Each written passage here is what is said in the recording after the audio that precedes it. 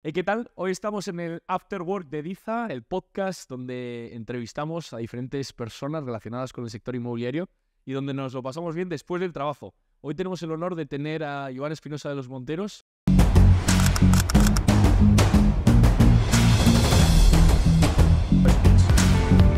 Con nosotros, bienvenido, ¿cómo estás? Muchas gracias, encantado de estar aquí hoy. Muy bien, qué bueno. Iván Espinosa de los Monteros, expolítico, muy conocido, con una larga trayectoria y muy, vamos, para mí con un nombre muy importante en la política actual. Y además de todo eso, consultor y promotor inmobiliario, muy relacionado con el sector, con mucha experiencia. Así que vamos a hablar un poco de su trayectoria, de como político, obviamente algo te vamos a preguntar, pero lo que más nos interesa es, bueno, pues qué estás haciendo a día de hoy y qué relación tienes con el sector inmobiliario, que yo creo que es bastante... Una carrera también muy dilatada en el sector. Encantado y más en esta casa con la que te dio buena relación desde su fundación. Qué bueno, es verdad, eso es lo que me han contado porque yo no estaba en su momento, así que nada, fenomenal. Vamos a empezar con la primera pregunta que solemos hacer a todos nuestros invitados y es ¿cuál fue tu primer proyecto inmobiliario donde te independizaste, la primera casa que compraste? ¿Cómo viviste y cómo te fue ahí?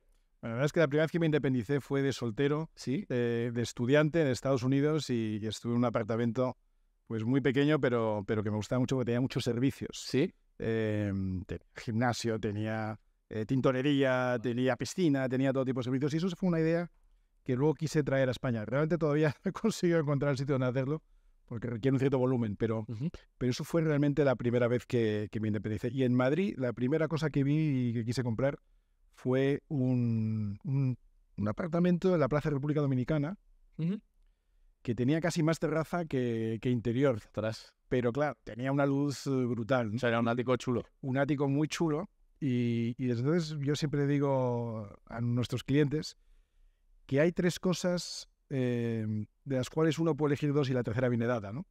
Que es la ubicación, el tamaño y el precio. En este caso tenía un presupuesto muy limitado y quería una zona muy determinada porque esa zona me gusta mucho en España. Y por tanto, bueno, pues me vino delimitado el tamaño. Era un apartamento pequeño, pero la terraza era magnífica y la luz, que además daba al sur, eso no se puede... ¡Oh, qué maravilla! Eso no se puede reproducir si no es un sitio como ese. Pues qué bien. ¿Y esa casa cuando la compraste o viviste en ella por primera vez, cómo la sentías y cómo la sientes ahora? ¿Crees que ha cambiado tu percepción? Todo... Bueno, yo estoy casado con un arquitecto. ¿Sí? Y todo lo que hemos comprado, porque hemos comprado y vendido mucho, curiosamente, y esto no es muy frecuente, nunca lo hemos sentido como algo, digamos que si fuera un balance no lo tendríamos en el inmovilizado, sino en el circulante. Es decir, nosotros ¿Sí? hemos comprado, reformado y vendido nuestras propias casas varias veces y todo lo hemos hecho siempre con el máximo cariño, suponiendo que vamos a vivir en esa casa para siempre. Pero la verdad es que muchas veces nos han comprado la casa, ¿no? Ah, sí. Antes decía que la casa que yo tenía, la que fuera, no es que estuviera a la venta, pero a veces pues estaba en la compra, porque llegaba alguien, Claro. hacía una oferta y se vendía, ¿no? Y entonces volvíamos a empezar.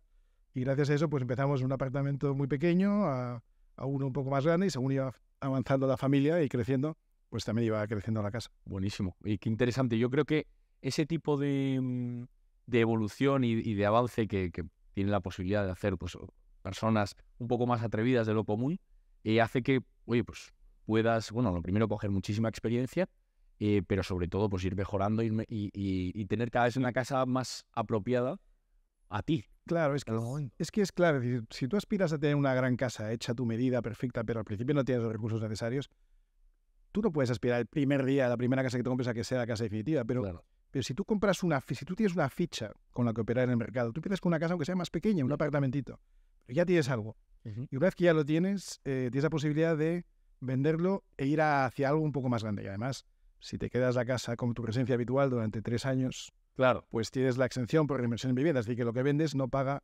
la misma tasa fiscal o no paga los mismos impuestos si lo reinviertes en la siguiente. Y por tanto, empezar pronto, teniendo, como digo, una ficha en el mercado del que sea, el mercado donde quieres vivir, en Madrid o en la ciudad que sea, te compras un apartamentito pequeño que es caro, que es difícil, que no está al alcance de todo el mundo, desgraciadamente, pero si te lo puedes permitir y estás esperando una casa más grande, más vale empezar por una pequeña o aquello que te puedas permitir, en una zona que te guste. Como digo, en ese triángulo, ¿no? Puedes escoger o el tamaño, o el precio, o la ubicación, 2 de los 3, pero el tercero te viene dado. Empezar pronto, idealmente mejorando una casa que compras, que rehabilitas, que remueblas, que redecoras, no tiene por qué ser muy caro, y ya estás en el mercado. Y a partir de ahí, el siguiente salto cuesta un poquito menos, porque puedes vender la anterior y con eso financiar la compra de la siguiente, y así sucesivamente. Como digo, yo he cambiado de casa muchísimas veces. ¿No te ha dado pereza?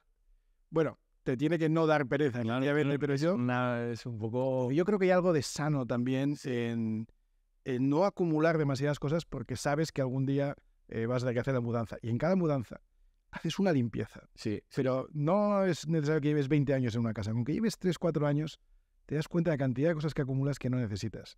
Y si haces una o dos mudanzas, que yo entiendo que dan pereza, pero si haces una o dos mudanzas, a la tercera ya acumulas muchas cosas menos. Me imagino. Qué bueno.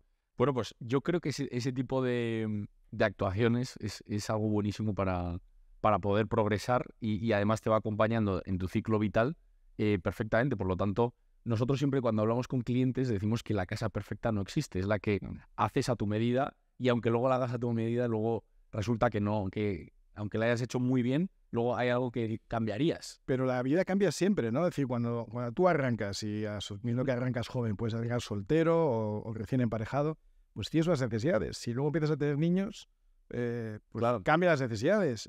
Si luego te separas o no te separas, pero la familia crece, necesitas más.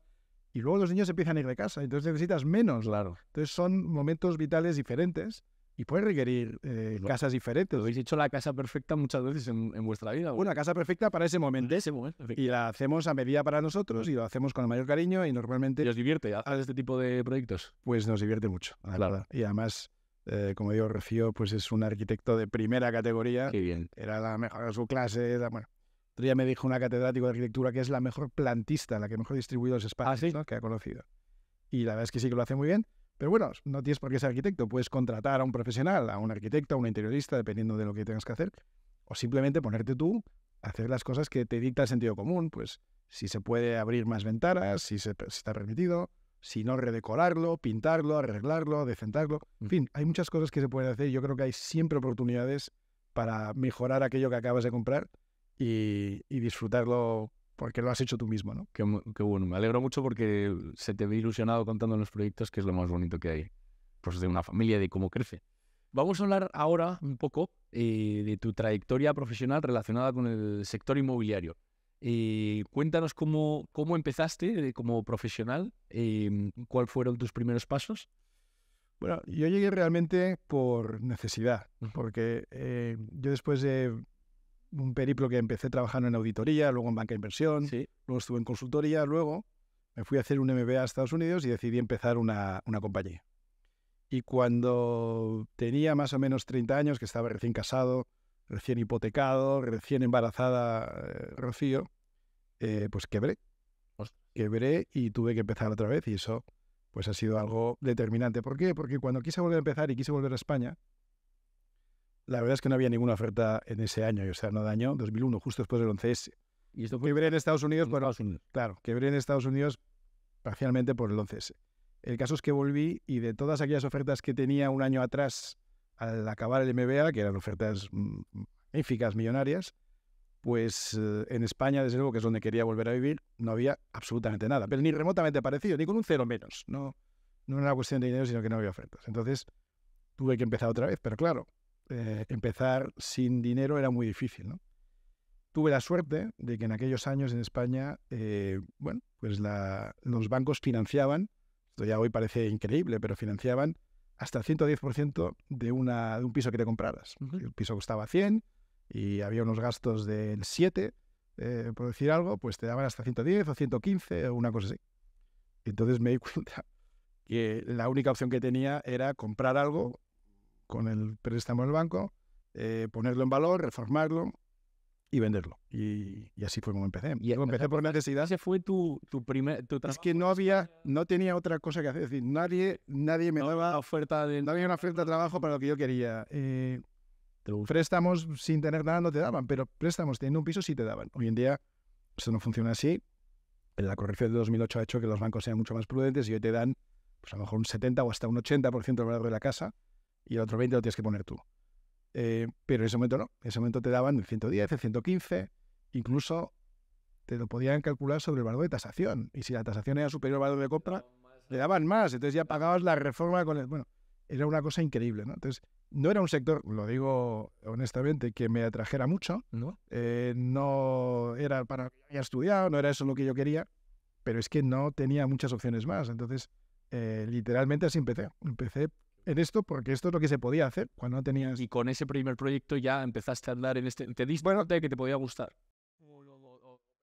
todavía costó un poco hasta Bueno, eso es, todavía costó un poco, pero luego lo que vi es que de esto se podía escalar un poco, y entonces tuve la suerte de que algunos de los socios que perdieron dinero conmigo en Miami, como se perdió de una manera ordenada y fue sí. pues fruto de factores que no estaban siempre al alcance de uno, hablando con ellos surgió una segunda oportunidad, que fue crear un vehículo de inversión inmobiliario, en este caso para invertir fuera de España. Fue en Polonia donde nos centramos. Pero para ello fue necesario que en aquellos 3 o 4 años siguientes a lo que había hecho en Estados Unidos hubiera adquirido algo de experiencia en el mercado aquí. Cuando ya vimos, estoy hablando ya del año 2004, 2005, que había oportunidades buenas en el exterior, montamos un vehículo y entramos en el mercado polaco, en ese momento con la esperanza de que Polonia se iba a unir no solo a la Unión Europea, sino al euro. Ajá. Y por tanto esperábamos que los tipos de interés en Polonia bajaran, al bajar los tipos de interés que subiera el valor de los activos inmobiliarios, y entramos pronto en un mercado que estaba empezando a explotar en Polonia, el mercado de oficinas de Varsovia, después de haber estudiado muchos mercados, ¿no? Polonia nunca se unió al euro, luego hubo aquellas tormentas financieras, el zloty seguía más o menos 4-1, pero las tormentas financieras del euro impidieron que se uniera en el momento que se esperaba, pero de todas maneras es verdad que Polonia ofrecía unas condiciones macro que habíamos estudiado y que nos parecían muy favorables, y, esto es importante, unos políticos que estorbaban poco. Ya, eran favorables a... Estorbaban poco. Ya. No voy a decir que estimulaban ni que ayudaban, pero estorbaban poco. Eso es mucho. Entiendo. Eso es mucho. Un país ordenado, un país desde luego Sí.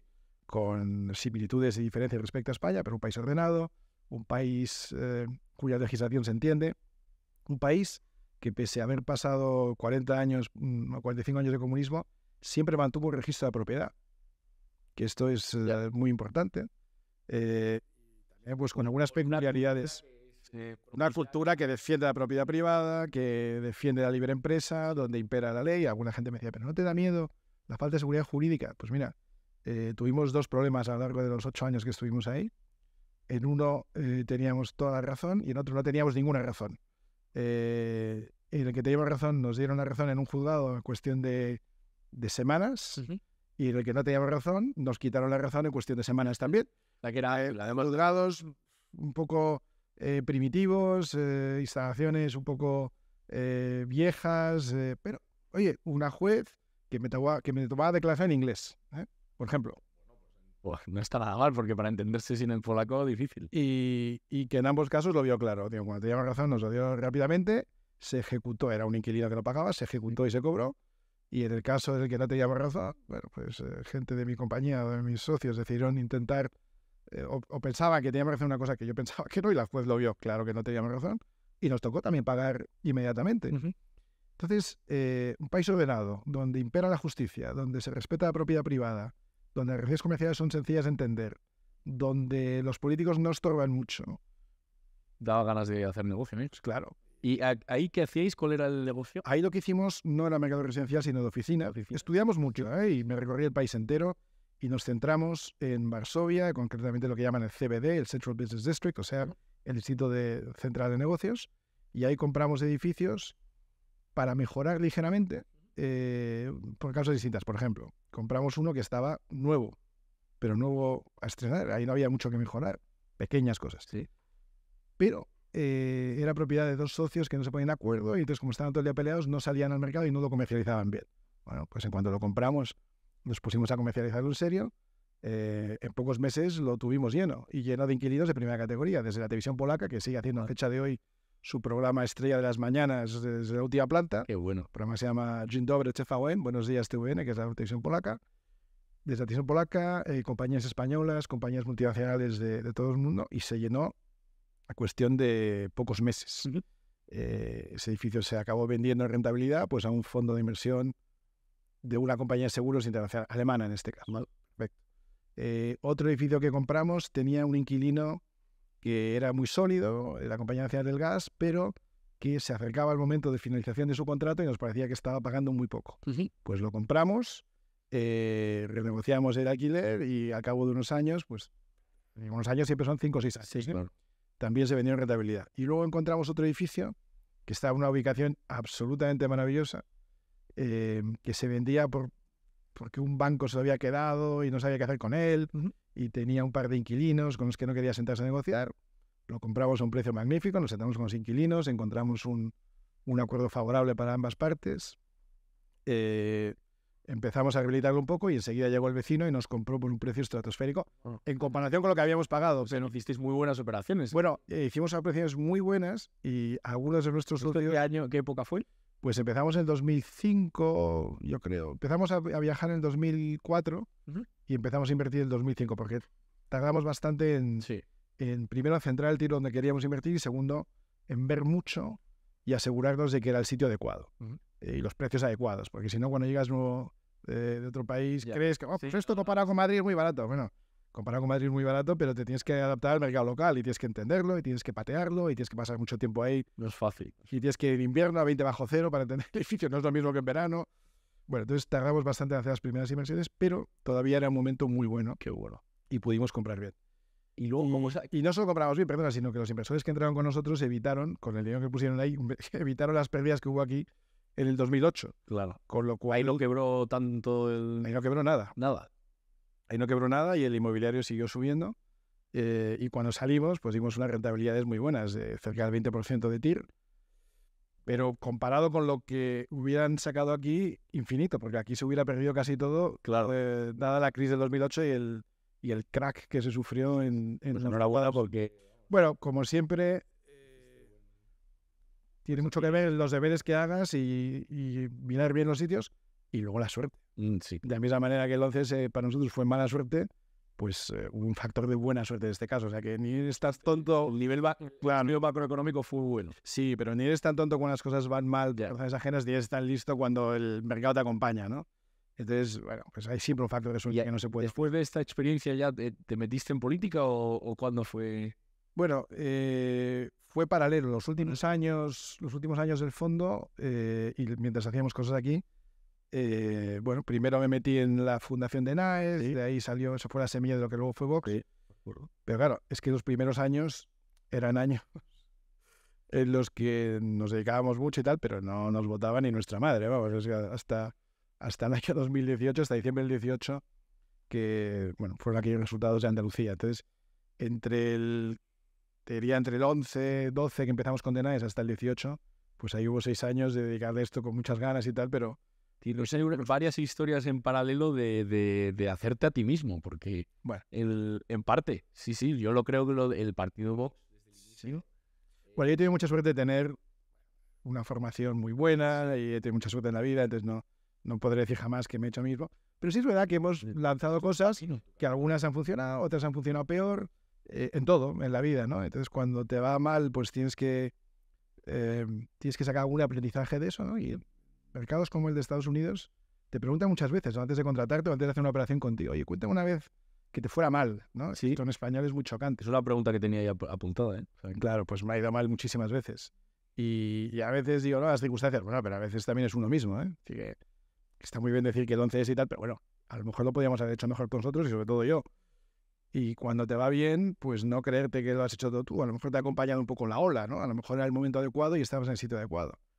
Hay gente que le da muy duro, que le sale muy bien algo y piensa que ha sido gracias a su brillante gestión y seguro que si lo hubieras hecho mal no hubiera salido. Pero si no te acompaña el momento, si no te acompaña el mercado, si no te acompaña el timing, pues estás perdido. Estás perdido. Entonces, pues digo que hay que poner muchas ganas, hay que acertar, pero las circunstancias te ayudan un montón o te perjudican un montón según lo hayas hecho, ¿no? Tenemos todos, yo creo que los que estamos viendo este programa, sabemos cuál ha sido tu trayectoria en Vox y sabemos mucho de tu carrera y tu salida. Yo creo que de eso podríamos hablar, pero tampoco somos expertos en política. Yo tampoco. ¿Prefieres hablar de otros temas?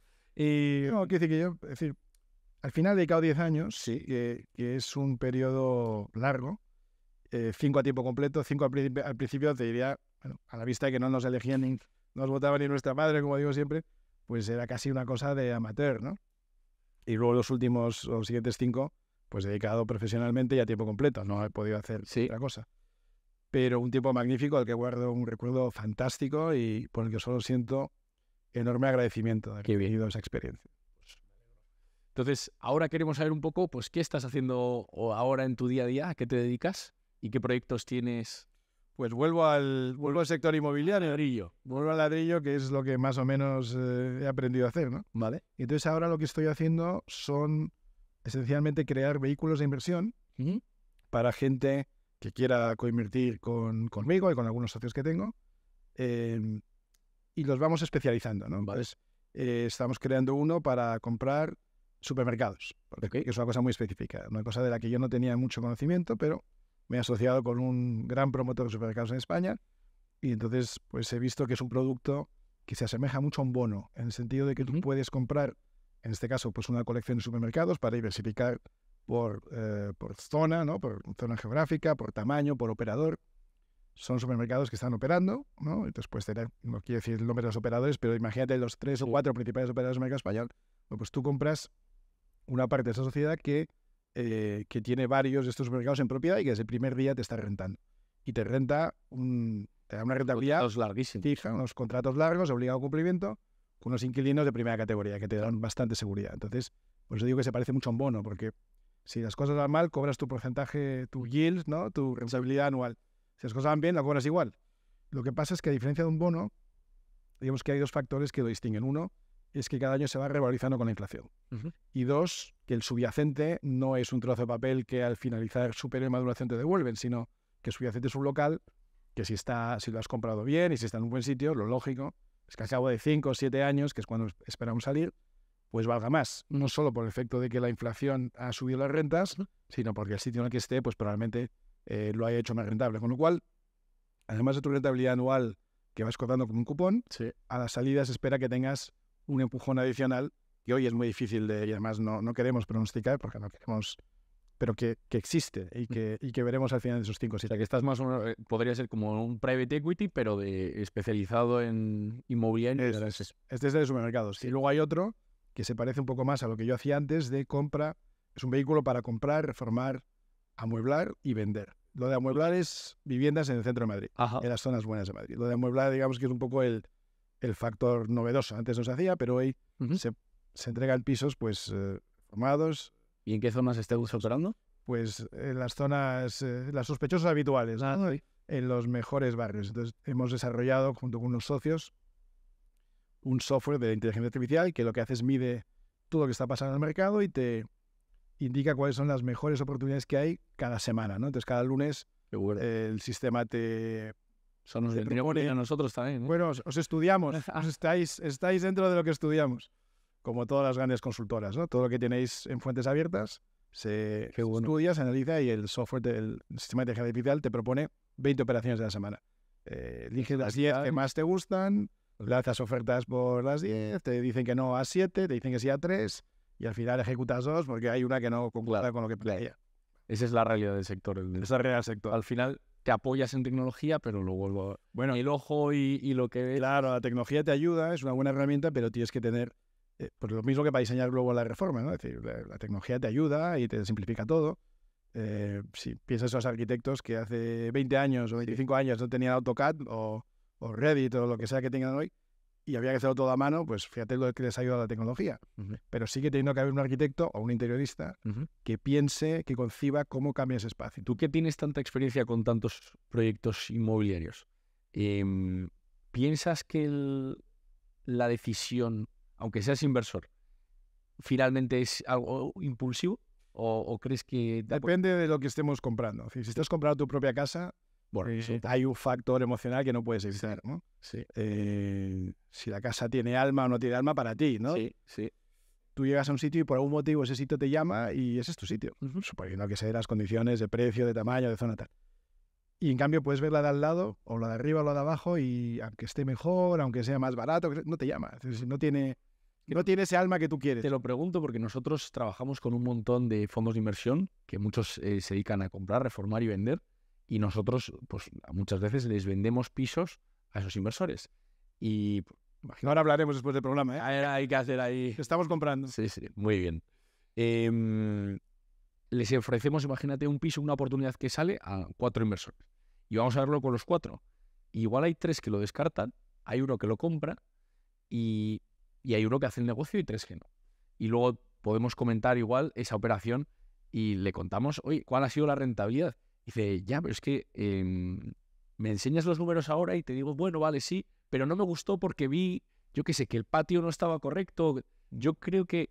Y el que lo compró muchas veces fue, a lo mejor por confianza con el comercial o porque, yo qué sé, ese día le dio porque sí, le habían dicho que esa calle estaba bien y hace 2 semanas igual era que no. O sea que yo creo que, aunque sí tiene algo de, o tiene mucha repercusión los números y tal, yo creo que el factor decisivo es algo que es intangible y que muchas veces cuando hablamos de inversión es olfato, porque...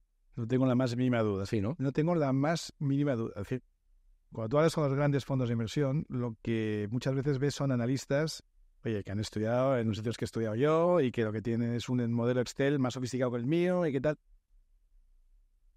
Tienen gusto. Ya. ¿Qué le vamos a hacer? Y entonces van a entender mucho mejor un lote de pisos que es muy... Sí. O igual no entienden el quinto izquierda de aquí, que sí tiene un problema, pero es que tiene un potencial brutal, ¿no?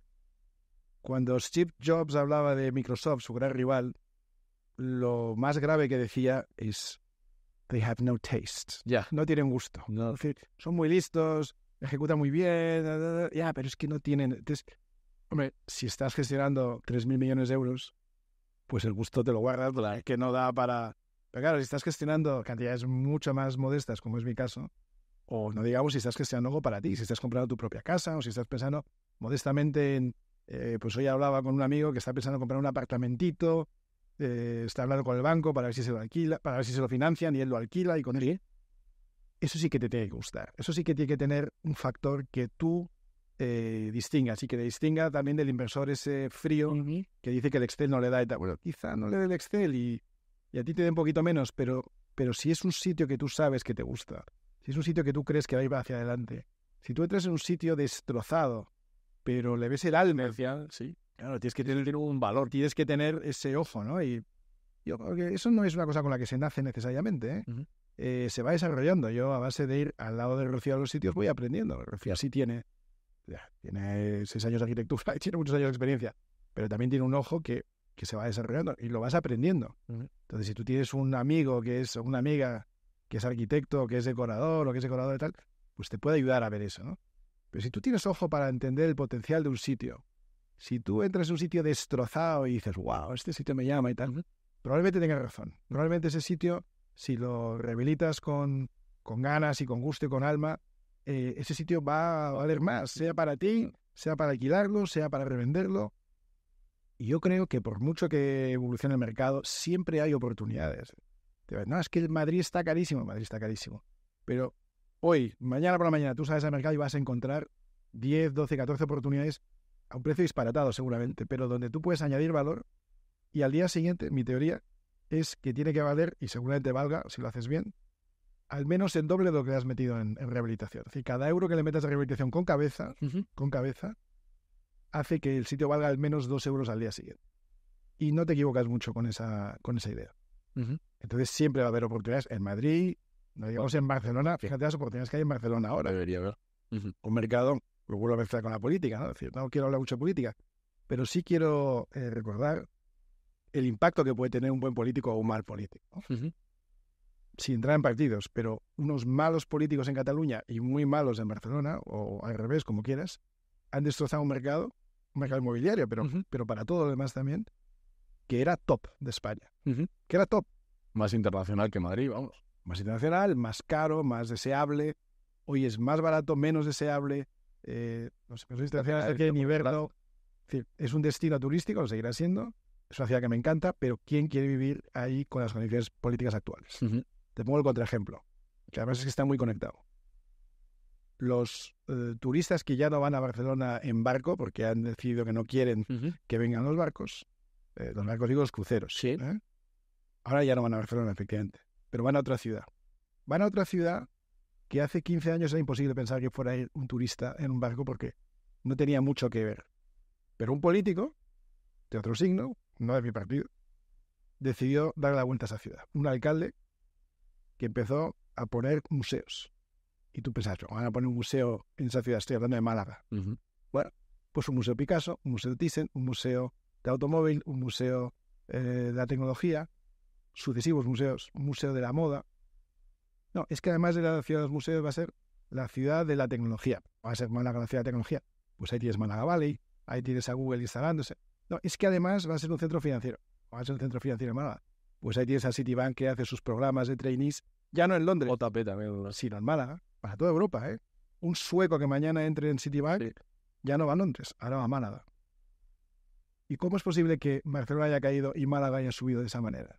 Pues eso se explica porque unos administradores de la cosa común, que se llaman políticos, en un sitio han hecho daño y en otro sitio lo han hecho muy bien. Qué bueno. Y entonces eso dispara, todo dispara, la renta per cápita dispara, el mercado inmobiliario, y habrá gente que diga, bueno, pero entonces sube el precio de los pisos también. Pues también. O sea, yo prefiero si aumentase la oferta, no debería. Si aumentase la oferta, no debería, si se hiciera vivienda de uso público, en fin, lo de siempre. Los políticos no saben hacer eso, algunos sí, pero muy poquitos. Pero a lo que voy, hoy en día mucha gente quiere ir a vivir a Málaga y menos gente quiere ir a vivir a Barcelona. Cuando hace 15 años, si yo te hubiera dicho esto, hubieras pensado que estoy loco. Me hubiera gustado saberlo también hace 15 años, hubiera invertido en Málaga. Claro. Pero esto es así, es decir, los políticos tienen capacidad de incidir para bien o para mal, normalmente para mal, pero también para bien. El caso del alcalde de Málaga, como digo, que no es un partido que yo no voto en Málaga, o sea que me da igual, pero es un caso de éxito de un político que lo ha hecho bien. Te puedo poner el caso de Paco Vázquez en La Coruña 20 años atrás, que es de otro partido distinto. Lo mismo, es decir, un buen alcalde puede hacer que una ciudad, un buen político, puede hacer que un mercado, un buen gestor, puede hacer que un mercado evolucione para bien. Pero no solo porque los pisos valgan más, que ya me estoy imaginando desde izquierdas diciendo, entonces ya no es accesible la vivienda. No, es que se puede mejorar una ciudad, se puede hacer que la vivienda siga siendo accesible y simultáneamente hacer que sea una ciudad que esté en boom, como está Málaga, o como estuvo en su día La Coruña, o como puede estar muchas otras. O Madrid. Bueno, en Madrid lo que pasa es que tendría razón el que dijera que se está haciendo muy difícil de acceder para las personas que quieran, para los jóvenes o aquellos que quieran acceder a su primera vivienda, porque es verdad que en Madrid no se ha hecho vivienda pública.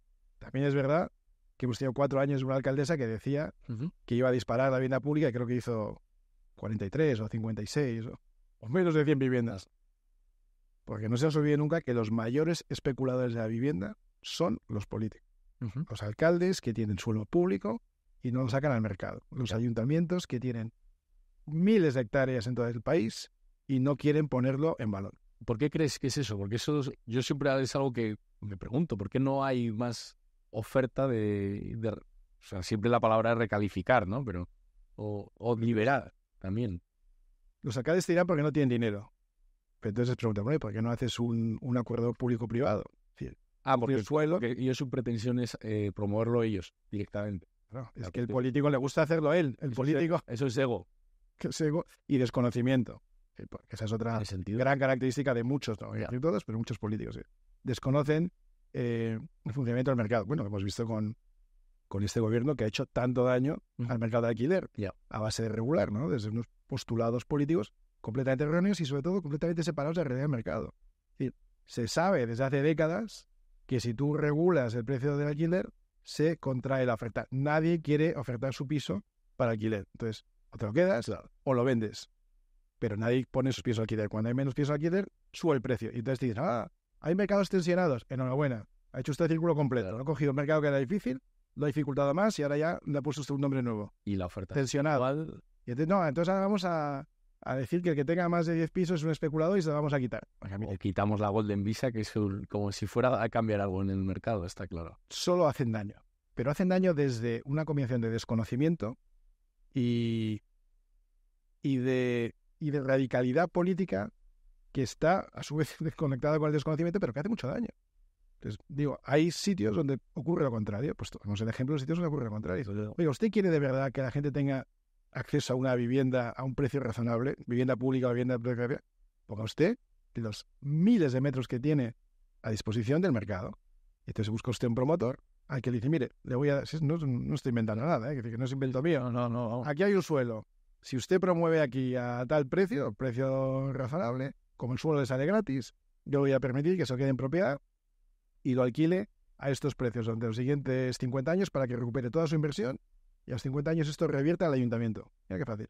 Y tenga un Insisto que no lo estoy inventando yo. Y tenga un beneficio que parece que aquí... Y mientras hay miles de personas que tienen acceso a una vivienda en alquiler o en propiedad, porque se puede buscar otro tipo de arreglo, a un precio razonable. Y usted, promotor, como no ha pagado el suelo, tiene un buen descuento sobre el precio tal, recupera su inversión con una TIR y con una tasa perfectamente razonable y todo el mundo sale ganando. Completamente. Y tú, alcalde, incluso puedes cortar la cinta el día antes de las elecciones, que es lo que te interesa. Estamos también en un país que yo creo que el beneficio del empresario está mal visto. Como si hacer negocios y poner en valor el trabajo o cualquier actividad esté mal visto tener un beneficio que yo muchas veces no lo entiendo y no me explico cómo es que... No es como si, es que es exactamente así. Claro. Es exactamente así. Es que partimos de bases tan absolutamente erróneas. Es decir, si tú no crees en la propiedad privada, si tú no crees en la función social del emprendedor, del empresario, que me da igual, si tú no entiendes que es necesario que haya un estímulo económico que se llama beneficio para que alguien haga algo, si no entiendes nada de eso, si tú crees que todo se puede subvencionar, si tú crees que el Estado puede hacerlo todo, si tú crees que el Estado es más eficiente que el mercado, sí, eso es que no has entendido nada. Entonces, a partir de ahí, todas las conclusiones que saques son erróneas. Claro. Si tú entiendes que el Estado tiene una función muy importante, que es, por un lado, regular y, por otro, suplir a aquellos sitios donde no llegue el mercado, porque tienes que ofrecer unos mínimos servicios que a veces el mercado no puede ofrecer. Si tú entiendes eso, si tú entiendes que tu función es ser un poco un árbitro, poner el terreno de fuego y arbitrar, permitir que las cosas sucedan, que tú estás para poner infraestructuras, que tú estás para poner facilidades, por supuesto que estás para asegurarte de que nadie cometa ilegalidades, por supuesto que estás para asegurarte de que la ley se cumpla. Pero no se trata de que pongas cada día más leyes, no se trata de que pongas cada vez más normativa, no se trata de que compliques las cosas hasta tal punto que sea imposible hacerlo. Pero claro, tú piensas que los políticos están todo el día generando normas que ellos no piensan cumplir. Te pongo un ejemplo, alguna vez, pero fue el primer día que llegué al Congreso, ¿no? Sí. En el 2019, poco tiempo antes, habían establecido una nueva normativa, en este caso de ámbito laboral, y era que todo trabajador tiene que fichar al entrar y salir de su puesto de trabajo todos los días a todas horas. Entonces, esto en una torre, claro, están las Big Four y donde tú pasas tu tal, eso ya está hecho, ¿no? Un mundo ideal. No tiene absolutamente nada de especial. Pero tú imagínate que eres una consultora inmobiliaria y tienes 10 personas circulando por Madrid todo el día enseñando pisos. ¿Entrar en un piso es entrar en una zona de trabajo, sí o no? Claro. ¿Un centro de trabajo, sí o no? Entrar a la oficina, coger el teléfono, pasas poco tiempo. Pero cuando entres a la oficina y sales, igual estás neto 3 horas al día en la oficina. No significa que has trabajado 3 horas, ¿no? Significa que has estado las otras 5 enseñando cosas. Ahora imagínate que eres un contratista y tienes 8 obras abiertas. Y tienes un carpintero que circula de una obra a otra, un fontanero que circula de una obra a otra. En cada obra tienes que tener el registro de entrada y el registro de salida, porque cuando te venga la inspección laboral, te va a pedir, demuéstrame dónde ha estado este carpintero a cada hora. Bien. Pues el primer día que llegó al Congreso, que yo venía muy sensible con ese tema, porque nosotros teníamos muchos centros abiertos simultáneamente y era muy complejo tener el minutaje de cada uno, sobre todo para una pyme. Te insisto, que si eres Pricewaterhouse, estás en la torre 26, cada vez que entras y sales está chupado. Para una pyme es más complicado. Bien. Pues entro en el Congreso y entonces, bienvenido, señor diputado, tal. Bueno, aquí está su credencial, su maletín de diputado, tal, de polipiel, muy bien, tal. Aquí está su credencial, tal. Y entonces me da credencial y no tiene banda magnética, ¿no? Es como un carnet, parece un pasaporte, ¿no? Con menos hojas. Vale. Y digo, pero con esto no se puede fichar aquí. No. Es que usted es diputado. Y yo, ya, pero tendré que fichar. No. Los diputados no podemos controlar sus accesos. Ustedes entran y salen libremente cuando quieran de su centro de trabajo. El Congreso que le dé la gana y el resto... Y digo, ya. Y digo, ¿y los asistentes del grupo parlamentario? Porque el diputado... Sí, ellos tienen una acreditación, pero ¿se registra de entrada y salida? No. Aquí, tal. O sea, que los tíos, los mismos que han legislado que tú tienes que fichar cada vez que entras y sales y que como no hayas fichado te van a cascar una multa, los aplican a sí mismos. Es tremendo esto. Entonces, eso llévatelo a todo. Es decir, tú pones a 350 tíos en el Poder Legislativo durante 4 años. ¿Sabes lo que hacen? legislar. Legislar y legislar y legislar. Y ver quién hace más leyes o más iniciativas. Y hacemos concursos. Yo he sacado más que tú. Yo he hecho 300, he hecho 200. Eso es trabajar. Pues, No sé. pero uno mismo a veces cae en esta. Ya, pero ¿de verdad España necesita 300 leyes más esta legislatura? O quizá necesita 300 leyes menos. Total. ¿Hace falta 4.000 normativas nuevas este año? ¿O hace falta que vayamos simplificando la vida? Porque ya tenemos bastante normativa y no hace falta que seamos un país con 100.000 textos legislativos en vigor que nadie es capaz de controlar simultáneamente. Tú que has estado dentro del Congreso de los Diputados y has visto cómo es, ¿cuánto crees que hay de profesionalismo en el sector, que al final en la industria de los políticos? ¿Y cuánto crees que hay de vocación intelectual y de verdad en esto? Es algo que yo creo que es obvio, pero tú que has estado dentro creo que tienes una mejor... Mira, la gente se queja de los políticos profesionales y a mí me gustaría que hubiera más políticos profesionales. Ya. Fueran profesionales. Yo creo que lo ideal es que haya una combinación de gente que proviene del sector privado, que trae las mejores prácticas de aquello a lo que se ha dedicado, da igual que sea un abogado, un economista, un consultor inmobiliario, un fontanero, un panadero, un pescador, pero que traiga a la cosa pública, sea el Congreso, sea un ayuntamiento, sea un gobierno autónomo, que sea, que traiga la experiencia de la realidad. Eso combinado con gente que sea profesional del sector público. ¿Por qué? Porque la gente encanta decir, esto es como una gran... España es como una empresa. No, España no es como... gobernar lo público no es como gobernar lo privado. Hay muchísimas diferencias. Tus empleados, que en este caso son empleados públicos, no responden a los mismos criterios, no tienen la misma normativa, no tienen la misma función, los mismos estímulos, las mismas barreras, no. Es muy, muy distinto. Entonces, lo ideal, como digo, es que haya una combinación de gente que proviene del sector privado y trae buenas ideas y trae la mentalidad de, oye, vamos a hacer que este país funcione y vamos a dejarnos de tantas historias ideológicas y vamos a hacer que funcione, junto con, como digo, profesionales del sector público. Por ejemplo, hay mucho, en política hay casi todos, ¿no? Te diría el 90% provienen del sector público o son políticos que se dedican solo a eso. Pero yo me refiero a que hay enormes profesionales en España del sector público, en concreto de los altos funcionarios, ¿no? Es decir, España tiene unos cuerpos verdaderamente de élite en el mundo de la diplomacia, los diplomáticos, los técnicos comerciales del Estado, los abogados del Estado, los letrados de Cortes, los inspectores de Hacienda, los técnicos de administración civil. Es decir, hay gente verdaderamente de máximo nivel, pero de máximo nivel. Yo, que he trabajado en sitios de mucho nivel, en consultas estratégicas top mundial, en bancos de inversión mundial, es gente muy inteligente y muy trabajadora. Te diría que algunos de los que más me han impresionado en la vida son del sector. Porque además lo hacen con un sueldo muy moderado. La vocación es mucho mayor. Con una enorme vocación y muy por encima del deber exigido.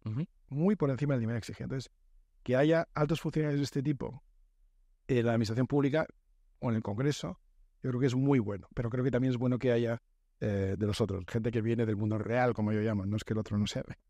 Tu caso, por ejemplo, fue así. Bueno, o sea, viniste, te fuiste y... Bueno, y eso ya creo que es lo óptimo, es decir, poder entrar y salir eso sin que sea traumático ni la entrada ni la salida. Es decir, luego lo que te pasa adentro, pues ya, por cuánto te expongas. Claro. Pero bueno, eso ya son cosas de la política y hay que entenderlo y es la naturaleza humana también y ya está. Pero que yo animaría mucho a que gente profesional del sector privado dedicara un tiempo de su vida a esto. No digo al Congreso, digo a la función pública. Pues a un ayuntamiento, a una fundación, a una entidad social civil, donde se puede hacer mucho. Muy generoso. Yo creo que es algo interesante para profesionales que a lo mejor están en un punto de la carrera que ya pueden permitirse salirse un momento de su carrera profesional. Y que puedan volver. Y poder volver. Es que el problema, fíjate, ayer lo hablaba con un exministro. Sí. Un exministro. Y el tío me decía, es que la lista de incompatibilidades que tengo no te los puedes imaginar. Este es un ministro de un cierto ramo. Sí. Entonces, cuando tú te has dedicado a ese ramo, ya no puedes dedicarte. Puedo comprender que durante un par de años te puedas dedicar a eso para que no piensen que estás regulando en favor de alguien que luego te va a contratar. Bien. No, pero es que su rango de incompatibilidades se amplía muchísimo, porque dentro del gobierno estaba en la comisión delegada de X, que abarca muchas cosas más. Imagínate que te dedicabas, vamos a decir, a que es ministro de Transición Ecológica, y que eso te convierte en parte del comité económico del gobierno, donde está el de Industria, el de Economía, ¿no? Y tú. Vale, no te puedes ir a una compañía energética sobre la que has estado regulando. Tiene sentido. Pero te puedes ir a un banco. no te puedes ir a una entidad financiera, no te puedes ir a compañía de seguros, no te puedes ir a una gran compañía industrial, porque forma parte de ese mismo comité del que, o está gobernado por ese comité del que tú has formado parte. Eso es una exageración, no digo por los ministros, ¿eh? Y Digo por las incompatibilidades. no es temporal. No sé exactamente si es, como no estaba en esa posición, pero sé que lo que suena bien a priori acaba siendo un mecanismo que impide la entrada de profesionales del sector porque saben que luego van a tener muy difícil la vuelta al mercado. No porque no les quieran contratar, sino porque no pueden. Luego, ¿qué es lo que produce? Que solo o que especialmente se dediquen a esto los que están en el mundo del funcionariado público. ¿Por qué? Porque eso siempre pueden volver. Tú eres un profesor universitario, te puedes ir y cuando vuelves tu plaza te la guardan. Tú eres abogado de Estado y te la guardan. Y insisto, está bien que haya altos funcionarios. Insisto que los altos cuerpos del Estado en España son de una enorme eficiencia. Y está muy bien que haya gente profesional del sector público dedicada a esto, pero debería haber también menos dificultades para que gente del sector privado pudiera entrar y pudiera salir de una manera honrosa. Completamente de acuerdo. Yo creo que vamos a pasar a un tema algo diferente. Quería preguntarte por una cosa que has mencionado en todo momento y que admiro mucho, y es que trabajas mucho con Rocío, que has tenido un montón de proyectos. ¿Cómo has gestionado tanto trabajo y tanta emoción? Porque no en proyectos inmobiliarios la emoción es brutal, pero en la política ya no me quiero ni imaginar. Bueno, en política lo hemos llevado por separado y ahí no hemos tenido afortunadamente mucho. Digo afortunadamente porque es verdad que se genera mucha tensión y además las dinámicas de una pareja yo creo que no son... no es bueno que se entrometan con la dinámica política. Afortunadamente a veces pasa aunque uno no quiera y sobre todo a veces pasa que otros actúan más, te intenta asumiendo que tú eres un binomio y tal, ¿no? Entonces, el caso de algunas parejas que hemos visto en el mismo ámbito, en el Congreso de los Diputados, dentro de un gobierno, pues yo creo que te indica que no es una muy buena idea. Nosotros hemos estado en ámbitos completamente distintos, en el Congreso y en la Comunidad de Madrid, y yo creo que eso es mejor idea, aunque mejor no sería... Verlo independizado. Aunque como estamos mejores ahora, que está ella y yo no, eso es mejor de todo. Imagino. Sí. Muy bien, muy bien. Vamos a pasar ahora a otro tema completamente diferente, y es algo sobre casas y sobre tus casas, o cómo actúas más o menos.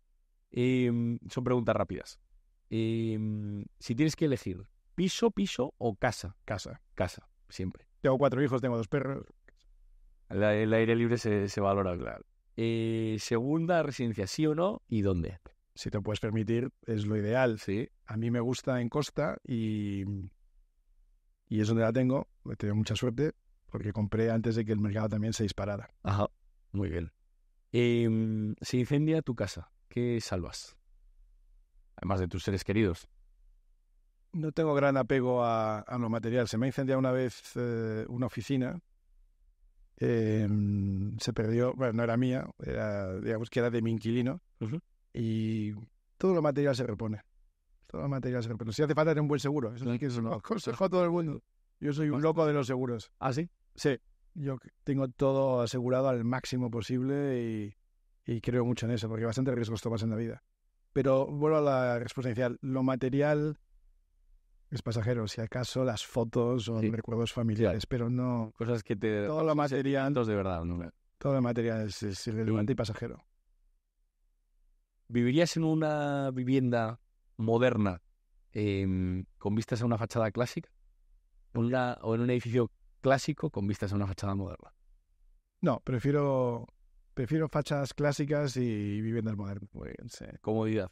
Sí. ¿Centro o a las afueras de Madrid? Prefiero centro.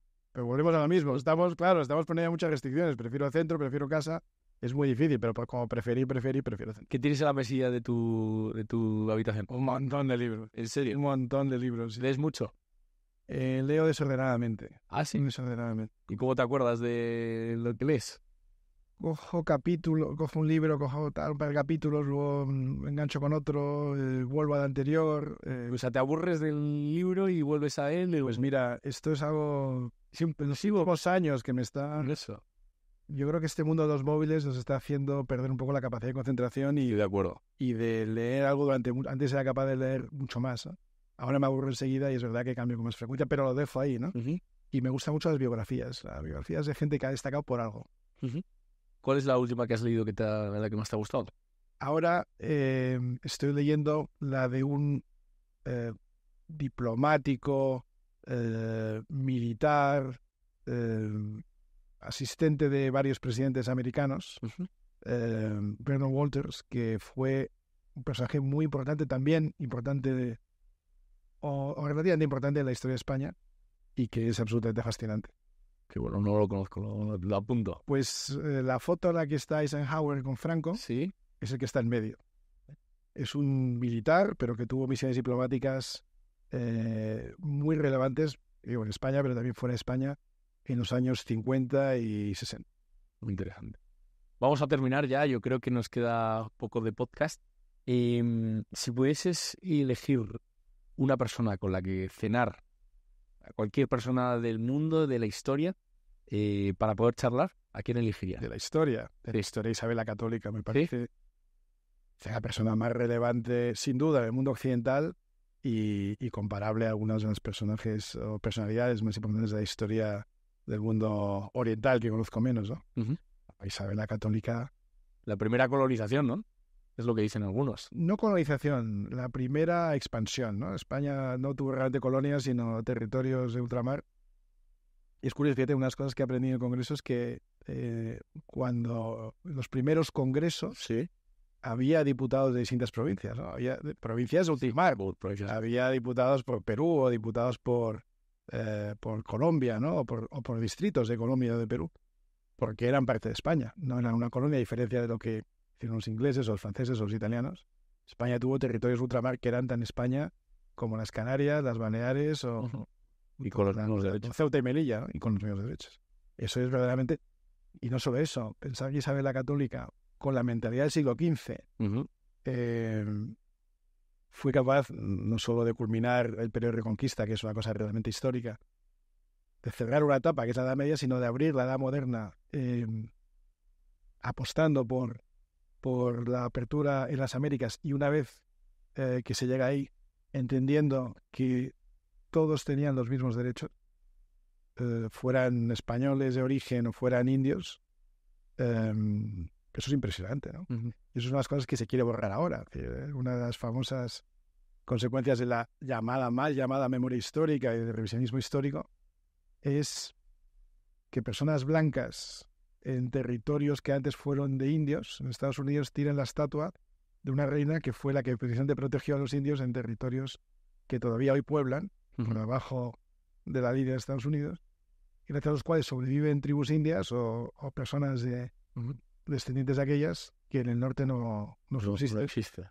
Porque lo que Isabel la Católica creó, pues se destruyó al perder España esos territorios. Uh-huh.